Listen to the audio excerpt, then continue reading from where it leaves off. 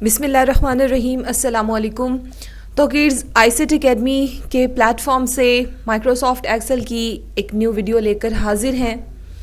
Ji students and dear viewers, I hope कि आप सब खैरियत से होंगे और आपको तमाम जो ये सीरीज़ ऑफ लेक्चर्स है ये अच्छे से अंडरस्टैंड हो रही होगी।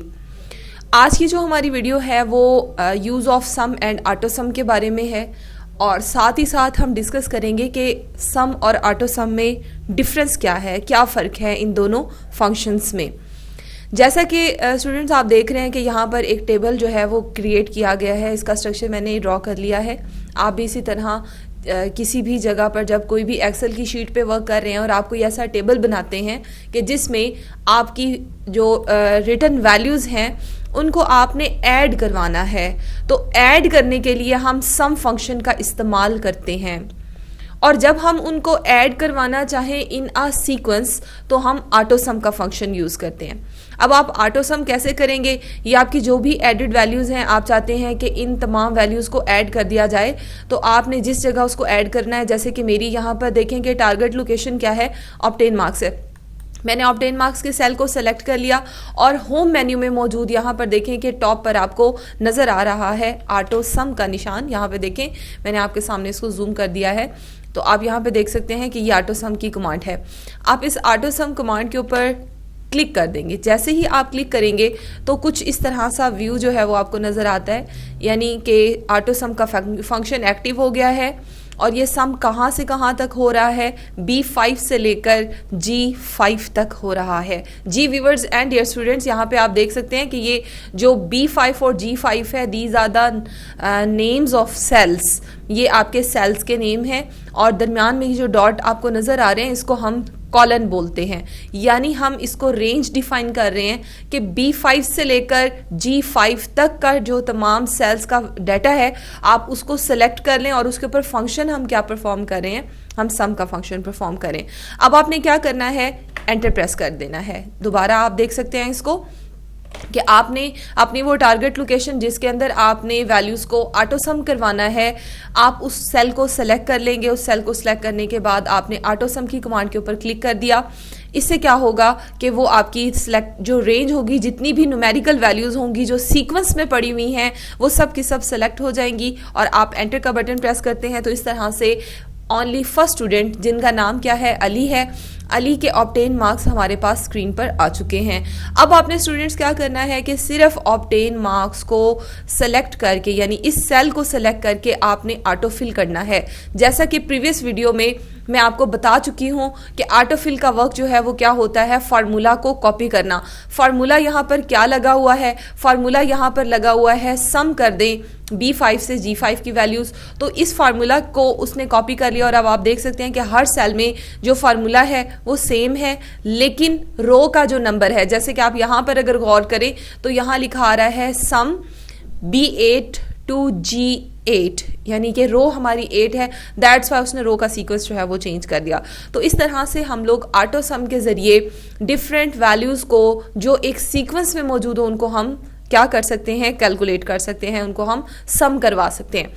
ऑटो सम का फंक्शन हॉरिजेंटली भी वर्क करता है और वर्टिकली भी वर्क करता है व्यूअर्स।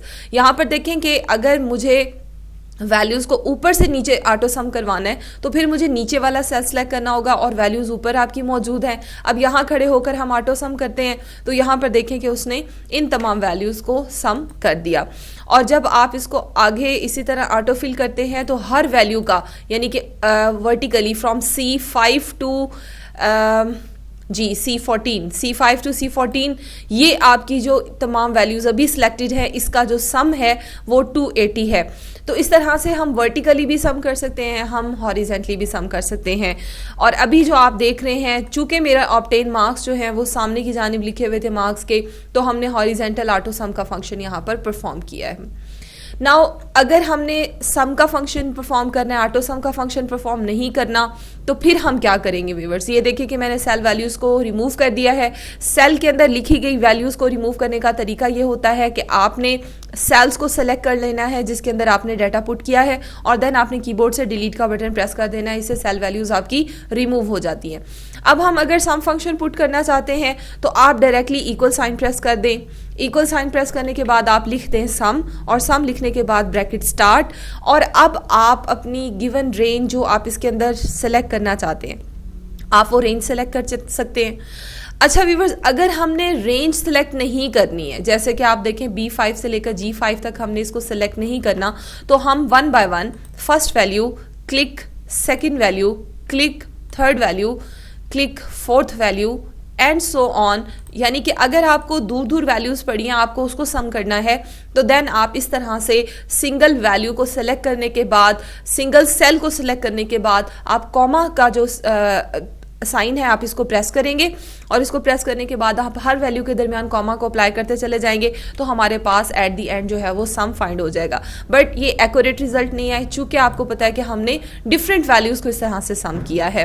तो अब आपको ये पता चल गया कि हम सम का फंक्शन जो है वो सीक्वेंस वाइज भी, अगर आपने रेंज को सिलेक्ट करके करना है तो इस तरह से हम रेंज को सिलेक्ट कर लेते हैं, तब भी हम सम फाइंड कर सकते हैं। और अगर आपने डिफरेंट सेल्स को सिलेक्ट करना हो, cell 1, cell 2, cell 3 and then close the bracket and enter, तो अब देखें कि ओनली ये 3 वैल्यूज जो हैं, ये 3 सेल्स जो हैं, इनका सम जो है वो हमारे पास फाइंड आउट हुआ है। ठीक है, अब आते हैं इसके डिफरेंस की जानिब। आपने ऑटो सम का फंक्शन भी पढ़ लिया, सम का फंक्शन भी पढ़ लिया। ऑटो सम वैल्यूज को सीक्वेंस वाइज ऐड करता है, जबकि सम हम डिफरेंट वैल्यूज के जरिए और सीक्वेंस वाइज के थ्रू भी कर सकते हैं। ये इसका डिफरेंस क्लियर हो गया, लेकिन अभी मैं इसको आपको प्रैक्टिकली शो करना चाहूंगी with a salary sheet I have created for all of my students and the viewers. के यहाँ पर आप देख सकते हैं कि हमारे पास एक स्कूल रिकॉर्ड है कि जिसके अंदर एम्प्लॉय का ID, नेम और उनका पोस्ट और उनका ग्रेड दिया गया है। ग्रेड वाइज उनकी बेसिक सैलरीज हैं, एरियर्स बकाया जात को कहते हैं, और बोनस जो कि आपको एडिशनल वर्किंग से मिल रहा है, और ईयरली इंक्रीमेंट यहाँ पर किया गया है। Now I want to find a salary of individual person, और उसमें मैं ये चाहती हूँ कि इसको मैं फाइंड आउट कर लूँ यहाँ पर दिस मंथ सैलरी के सेल के अंदर। अब कोई भी मंथ हो सकता है जिसकी सैलरी आप फाइंड आउट करना चाह रहे हैं, तो आपने करना ये है कि सबसे पहले आपने ये टेबल को क्रिएट कर लेना है। टेबल को क्रिएट करने के बाद अब आपने व्यूअर्स क्या किया कि जिस जगह आपको सैलरी फाइंड आउट करनी है आपने वो सेल सेलेक्ट कर लेना है। जैसे कि दिस मंथ सैलरी का सेल आप देख रहे हैं कि मैंने सेलेक्ट कर रखा है। अब यहाँ पर खड़े होकर अगर मैं ऑटो सम का फंक्शन सेलेक्ट करती हूँ तो आप देखें व्यूअर्स के यहाँ पर ग्रेड का जो सेल है वो भी ऑटो सम सिलेक्शन में आ रहा है। जिस तरह के प्रीवियस शीट रिजल्ट टेबल पे हमने काम किया तो मैंने आपको बताया कि ऑटो सम सीक्वेंस वाइज वैल्यूज को सिलेक्ट करता है। चूंकि न्यूमेरिकल वैल्यू सीक्वेंस वाइज यहाँ पे पड़ी है जिसके अंदर ग्रेड भी न्यूमेरिकल वैल्यू ही है, तो ऑटो सम फंक्शन में हुआ क्या कि उसने उसको भी सिलेक्ट कर लिया। तो पता ये चला कि हर जगह ऑटो सम यूज नहीं होता। हम ऐसी सिचुएशंस के जहाँ पर हमारा डाटा कुछ इस तरह से पड़ा हुआ है कि जिसमें न्यूमेरिकल वैल्यू आप उसमें वो ऐड नहीं करना चाहते, जो वैल्यू आप अभी यहाँ पर शो करना चाहते हैं, तो देन आप ऑटो सम फंक्शन यूज़ नहीं करेंगे। आप सम फंक्शन का इस्तेमाल करते हुए इस तरह से रेंज को सेलेक्ट करेंगे and then bracket close and enter. तो ये देखें कि हमारे पास तमाम जितने भी एम्प्लॉयज़ हैं उनकी इस माह की जो सैलरी है उसका रिकॉर्ड मेंटेन हो चुका है। अब आप देखिए स्टूडेंट्स के हर एम्प्लॉय की सैलरी आपको डिफरेंट नज़र आ रही है। वो डिफरेंट क्यों नज़र आ रही है? क्योंकि इनकी बेसिक सैलरी और है, एरियर और है, बोनस और है, ईयरली इंक्रीमेंट इनका डिफरेंट है। इस वजह से क्या है कि हर पर्सन की जो सैलरी आपको यहाँ पर दिस मंथ सैलरी जो है वो आपको डिफरेंट नज़र आ रही है। और यही इस चीज़ का प्रूव है कि जो फार्मूला आपने अप्लाई किया है वो बिल्कुल एक्यूरेट है। अगर आपको वीडियो पसंद आई हो तो वीडियो को लाइक ज़रूर करिएगा। अगर आपको किसी किस्म की कोई क्यूरी हो तो आप कमेंट में वो डिस्कस कर सकते हैं। अगर आपने हमारे चैनल को अभी तक सब्सक्राइब नहीं किया तो चैनल को सब्सक्राइब कर दें। इंशाल्लाह नेक्स्ट वीडियो के साथ आपसे दोबारा मुलाकात होगी। अल्लाह हाफिज़।